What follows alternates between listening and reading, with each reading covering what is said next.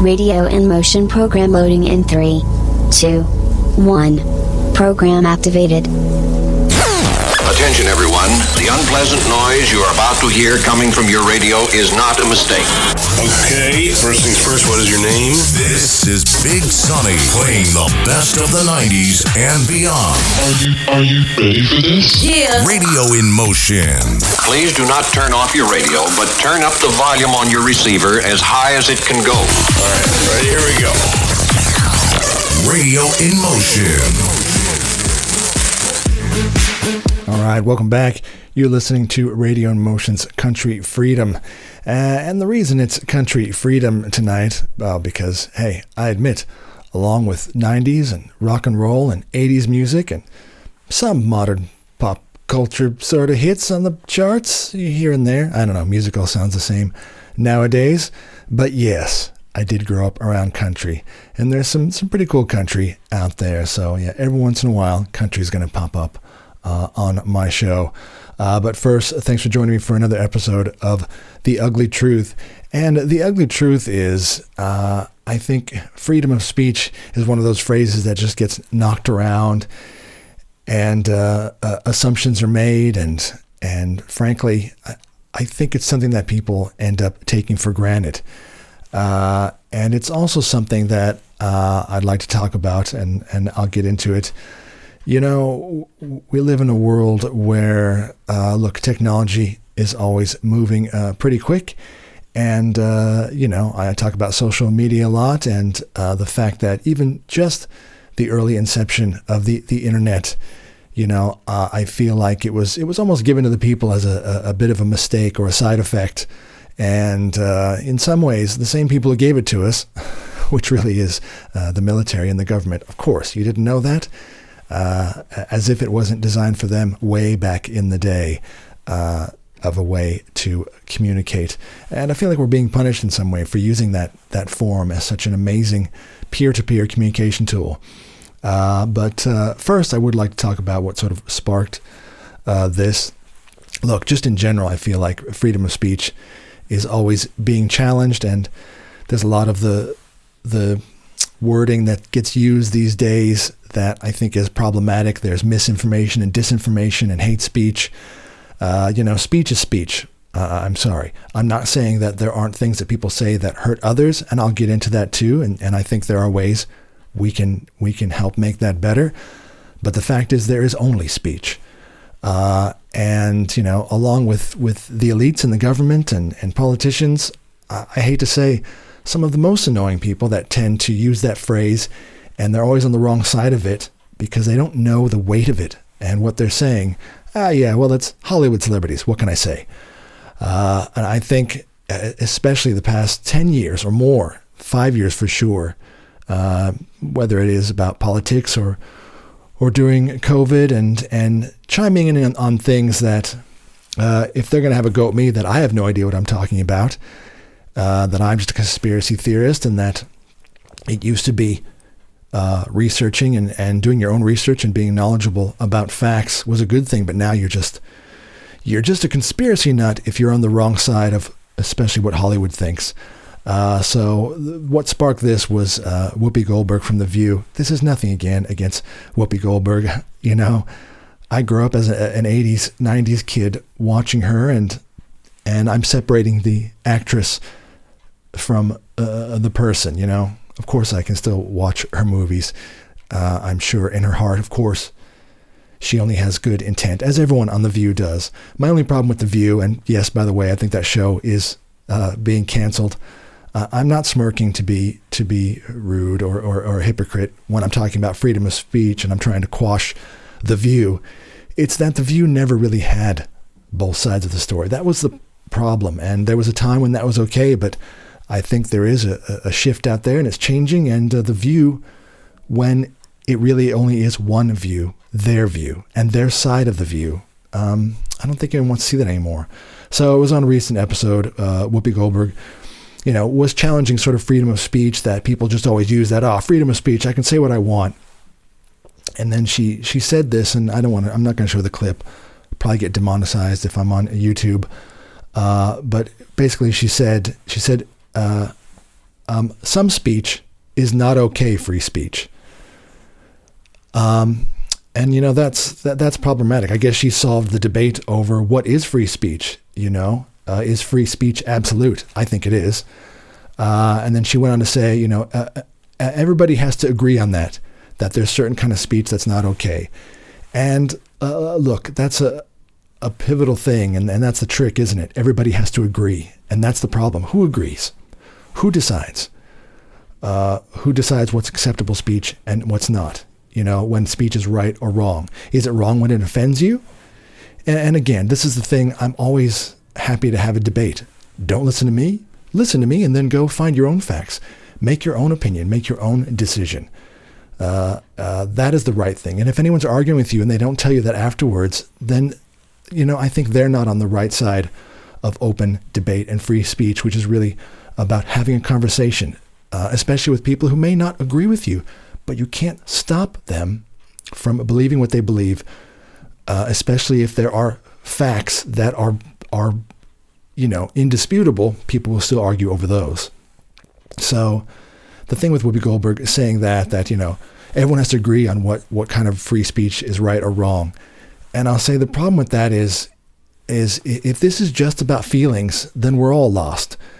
Because if you're going to get into a debate about anything, if you're going to read something, hear something, if it's going to affect you in such a way that you want to stop that person from having their say, then you miss the whole point. Because one day, someone, and this is the thing, it just boggles people's mind when someone else who, and this isn't about right or wrong, but sometimes it might be, you might be only kind of right about something, and someone else actually comes along and tries to give you the facts, and because of the fact that they don't like what you said, now they want to stop you. So one day, my point is someone won't like what Whoopi Goldberg is saying, and they'll make sure to stop her on social media and, take her show down, whatever it is, and stop her from speaking her mind. And that's the problem. So today I want to, dive into the topic that feels more urgent than ever. And free speech, not the buzzword version, but the real messy, uncomfortable kind. The uncomfortable kind that is someone raising a flag and someone burning that same flag next to you. That is what it is. All you can do is both of you have a conversation and come to a middle ground. And I know right off the bat what you're going to say. When they're talking about hate speech, they're talking about someone saying horrible things to someone else. That is where I will talk about, there is a way to have decorum. There is a way to identify if someone is just there to cause trouble. And now I'm already getting into a slippery slope here, but I think if anyone on any social media platform is speaking their mind, and yes, it may be something deplorable, you have to deal with that. And all I can suggest to you, if you want to change their mind or you want to try to make what you feel is right, you have to be louder. You have to be more convincing. You have to find it in yourself. You can't stop them, but maybe you can lessen that hurtful voice. Again, if this is all we're talking about, is that they just want to make sure there's no hate speech, then you automatically get into trouble when you talk about that. And the thing with free speech, look, I live in Australia, but I'm from America. I'm a bit in both worlds. I love Australia. I live here. I've been here for half my life.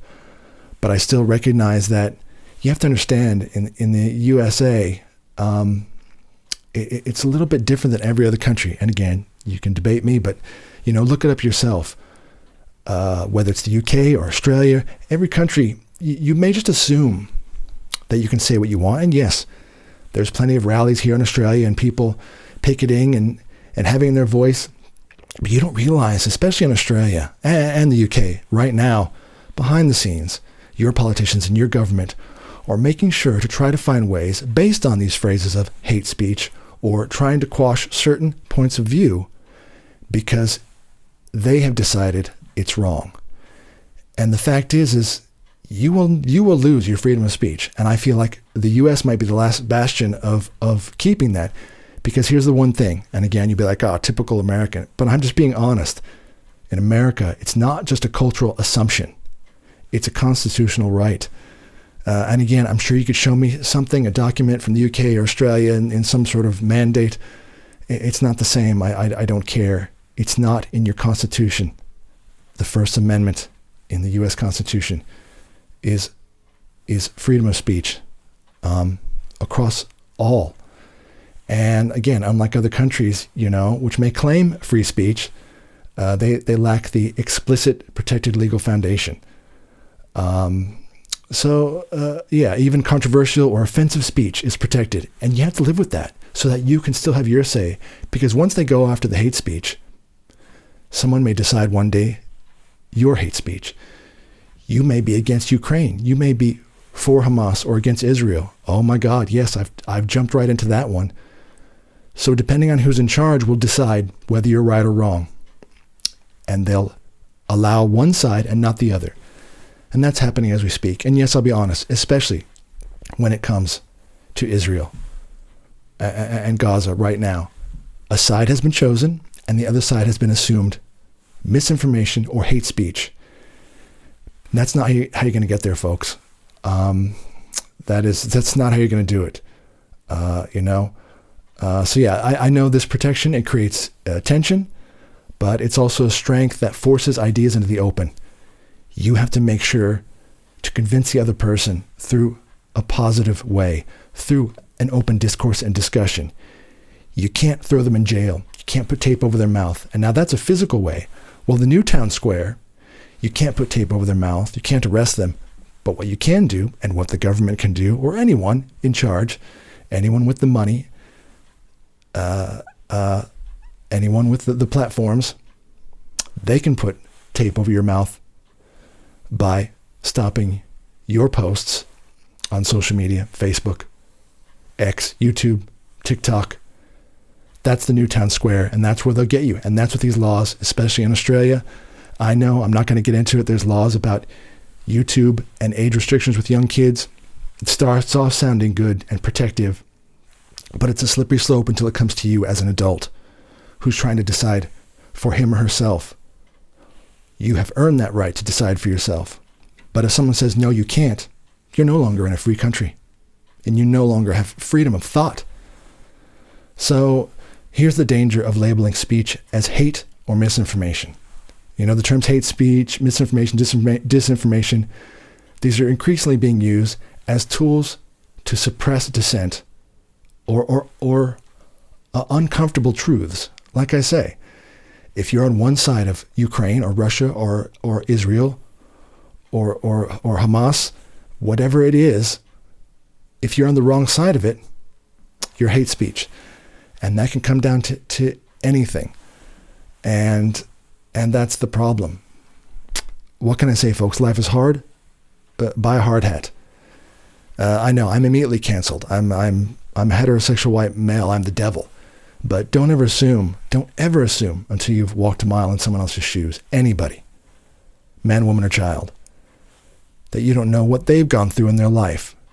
Any particular situation. It could be so many things. Health things, life, accidents, tragedy, death. Whatever it is, you don't know. And that has nothing to do with gender, race, or creed. So you need to be more open to not being so delicate these days. So the problem with, hate speech, the problem isn't that hate speech is good. It's that who defines it? Who says Whoopi Goldberg is saying the right thing or the wrong thing? Who says you are saying the right thing or the wrong thing on your social media? Once you open the door to censoring bad speech, you invite government or the tech gatekeepers to decide what's acceptable. And you may be on the right side of it now, but at some point, trust me, you'll be on the wrong side of it, and you won't even know what happened. Your head will spin around. What happened? I thought I was saying the right thing. I thought I was good. No. The political winds of change, they can change, and you might be on the wrong side of it. And then you'll find the thing you were trying to get out, whatever the message is. You had free reign before, but someone flipped the switch. This isn't about left or right. This isn't about Republican or Democrat or liberal. This is not about government or parties. This is about people. This is about you having discussions. This is about you remembering that you're in charge. I know it doesn't feel like it these days. You're in charge. And again, before I get into the specifics of how we can be a bit better, just be respectful of each other. If you were to start there, you can have any conversation you want. And it may stress or trigger the other person, but it used to be in the old days, you could have a disagreement and still walk away friends. Now you get canceled. And I know that. I've had that happen. I've seen it happen to others. And COVID was a huge eye-opener with that. Rather than leaving politics aside, it entered our life in such a way that families were split apart. Friends haven't spoken for years. And it's ridiculous. I think it's childish. I thought we were more mature than that. I really did. I thought we were the most enlightened time ever. And we're so immature when it comes to that. So free speech requires tolerance for opposing views. If you don't have that, you're just a troublemaker.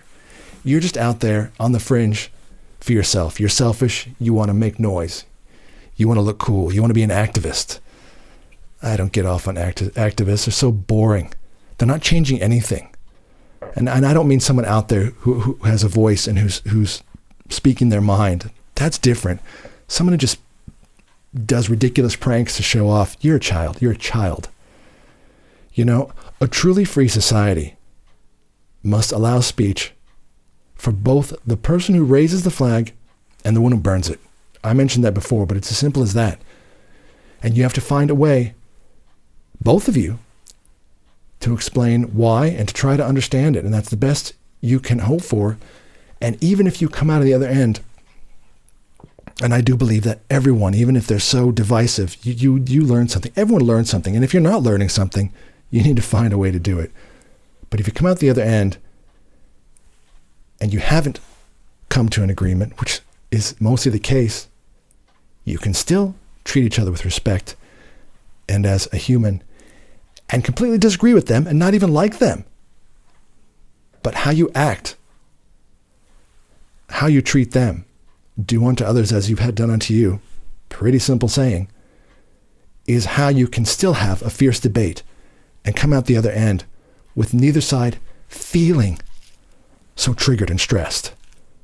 But again, I think we need to grow a spine and get there.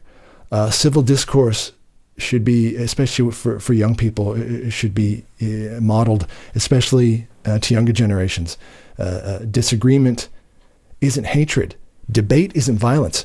If you see a violent crowd, if someone is only about being despicable and rude and horrible and saying mean things or doing mean things or physical violence, that's something else altogether. That person should be arrested. That person should have a visit to say, why is it your only aim here seems to be antagonizing? But if you keep it to using your big boy words, big girl words, and just words, I'm sorry, yeah, words can hurt. I get it. Words can hurt. But you can't stop the words, because then who chooses? It's Orwellian 1984. It's the Ministry of Truth. This has already been happening in the UK and the US a little bit, but thank God we have the First Amendment, and in Australia for sure. You know, the Ministry of Truth. Well, welcome to 1984 for real. But, you know, we need to bring back respectful, meaningful dialogue, not cancellation or silencing. And I'm sorry, it is as simple as that. And that's how I fix Whoopi Goldberg's problem. Certain type of speech isn't okay. That's because, and they're part of it. The minute they have someone, and they haven't had that for ages, if they ever have someone with an opposing view, whether it's left or right, they are a bit left, I'm just being honest. If someone comes on the show and just tries to say, well, actually, I have some facts here I want to talk about, they shut them down. They put their hand up, go to a break, you watch the shows. That's why they're being canceled. The View only has one view. And that already is disrespectful. It is silencing.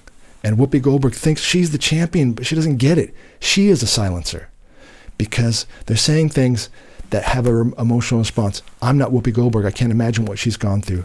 I'm not a black woman. I have no idea what her life is like. I don't assume it. But with that being said, and I'm sorry, whether you think I'm just saying that only the people who've had such downtrodden hardships are the ones that have to find a way to be stronger. If that's how it has to be, then that's how it has to be. I don't know what to tell you.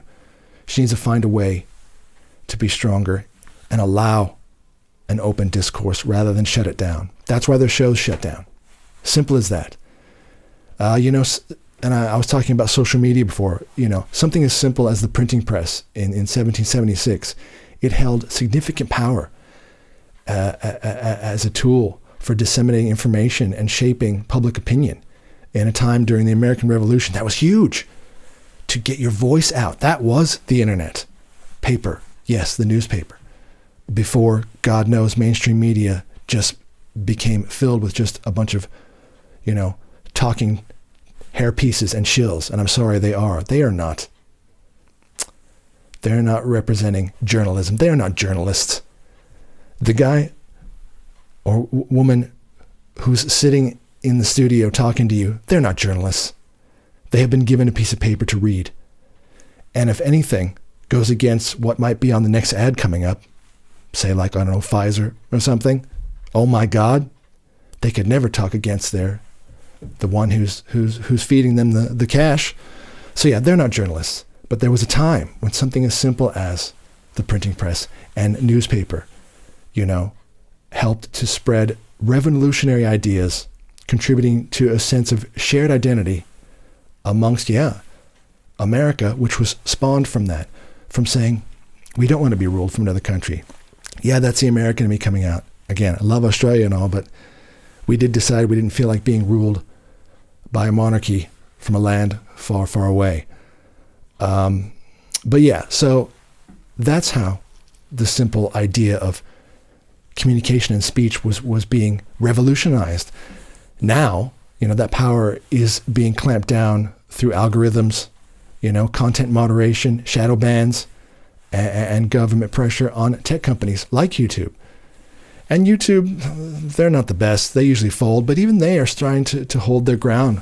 They're trying to hold their ground with the Australian age limit law, which again, I know it sounds wonderful, but it's a slippery slope to ending your rights of free speech.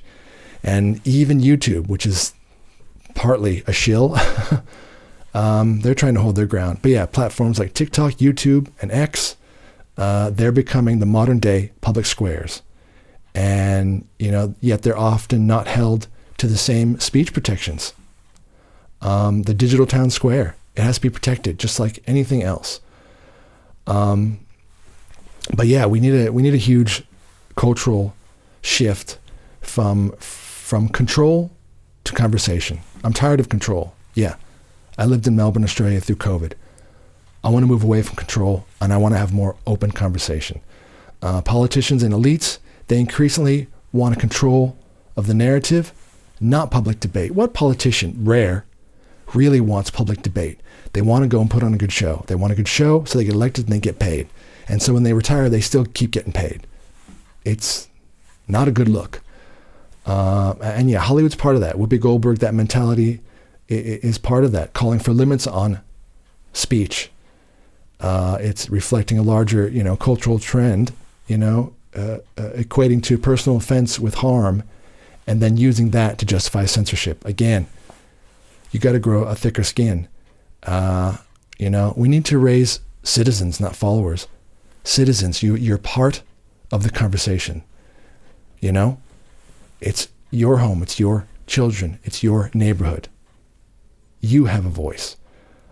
Teach the next generation to disagree respectfully, to think critically. Oh my God, that's gone out the window. Critical thinking is tantamount to conspiracy.